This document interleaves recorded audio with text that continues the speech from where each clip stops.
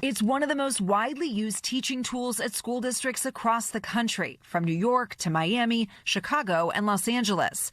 Great job! iReady is an edtech software program that promises to accelerate student growth. But a growing number of parents are pushing back. It's basically the TikTokification of education. It is simplistic, short form, brain rot.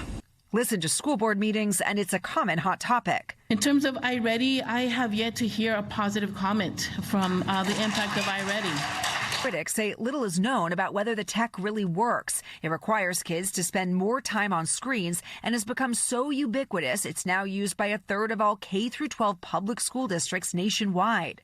For fully a third of a generation, it is the status quo. iReady, which is produced by private equity-backed company Curriculum Associates, says it helps teachers spot students who are falling behind before they take state standardized tests, which can impact school funding, and that the program offers personalized reading and math questions tailored to students based on their responses. They're not mindlessly scrolling on socials and things of that nature. They are literally learning something. Curriculum Associates Chief Impact Officer Ty Holmes also says it's an important resource for teachers who are already stretched to the limit.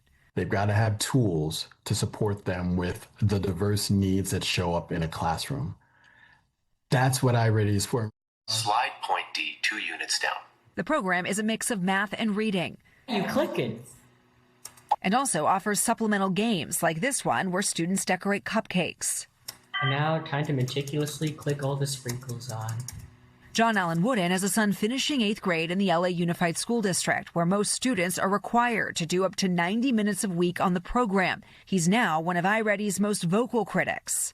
A few of his friends came over, and I asked the whole group, what do you guys think of iReady? It was met with this just chorus of furious boos. And they're not alone. NBC News has spoken to more than 30 parents, educators, students, and administrators nationwide about their issues with the program. Teachers describe an array of concerns, including that they can't go back and see students' individual work behind their screens. Here's a lesson I did not pass. 25%. I can't go back and review it. And also that it cuts into valuable lesson time. I skip fun stuff.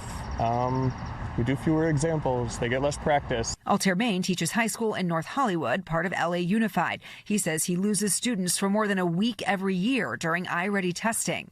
What would you say to those who say, well, the district needs some kind of way to know where students land and they need some kind of standardized test? I absolutely agree with that. I think the problem is a matter of degree and a matter of incentives. I don't think there's any value to something that takes up 6 days of instructional time.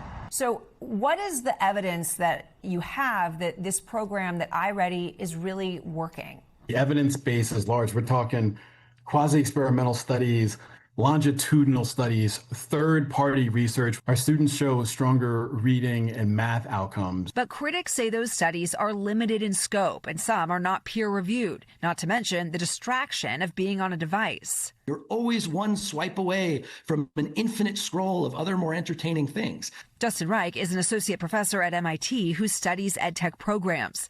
Why do you think iReady has become so ubiquitous at school districts across the country? Boy, that's a mystery to me, because when I glance at it, it doesn't strike me as a particularly compelling use of technology or use of students' time. The revolt against iReady is part of a growing parent-led movement to get kids off screens and back to pen and paper learning. Just last month, LA Unified voted to restrict screen time for students and to audit the $20 million 5-year contract with iReady.